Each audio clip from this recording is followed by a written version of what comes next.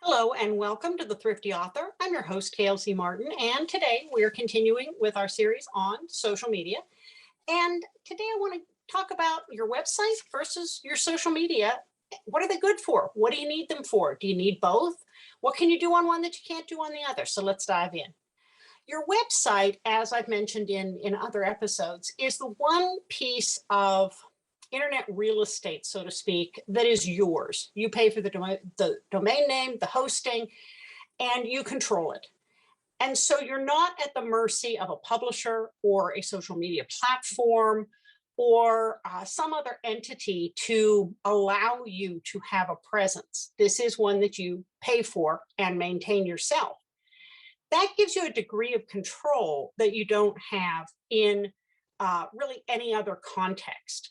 So that's an important reason to have a website, even if for you it is mostly an anchor page where you can send people to find a listing of your books in chronological order or to make important announcements. It's still necessary and valuable to have that anchor where people can find out about you, read your bio, find a listing of your books, maybe your upcoming events. It doesn't have to be fancy or extensive, but having that address where people can find you and you control it is a huge piece of owning your brand and owning your narrative about who you are and what you write. So having a website, I think, even in an age of social media, is non-negotiable. It's also how you signal to the world that you're serious about this writing stuff,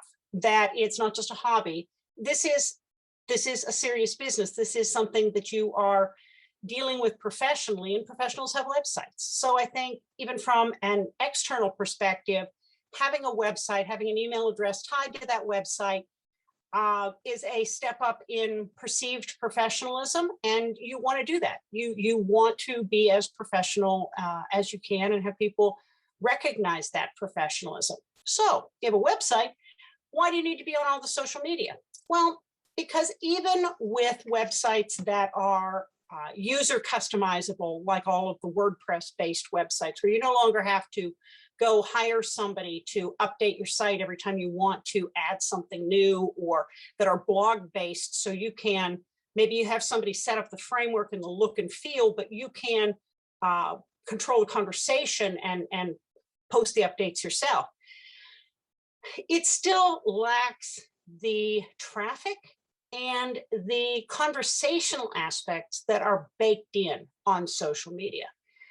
Why is everybody on Facebook and Twitter and LinkedIn and Instagram and some of the other sites? Because the other people are there, because they go to get in a conversation, because their readers are there. And it is a lot easier to go where your readers are already congregating and find out the demographics of the different social media sites and then meet your readers there than it is to attract people to your website and your blog. No matter how clever and engaging you are, you're making them step out of one place to go to another place, and that's always going to have an attrition.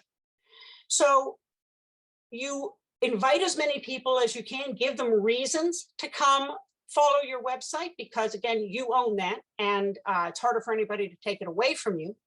But understand that the majority of the people you're going to interact with are going to be on social media. That's where they go. That's where they hang out all day. That's where they check the messages. That's where they are more likely to see your posts.